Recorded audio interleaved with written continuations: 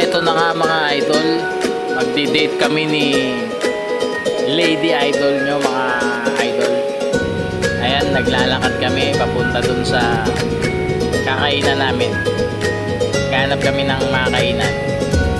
At ito mga idol, dito nga kami napunta. Ayan, umorder na kami. Yan ang pagkain namin mga idol.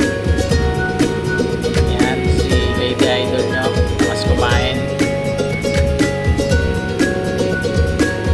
At ayan nga mga idol, may baon pa para sa extra rice. Ito idol. Ayan, makain na po tayo. Isa, dalawa, parang gutom idol. Ayan nga, ngiting tagumpay.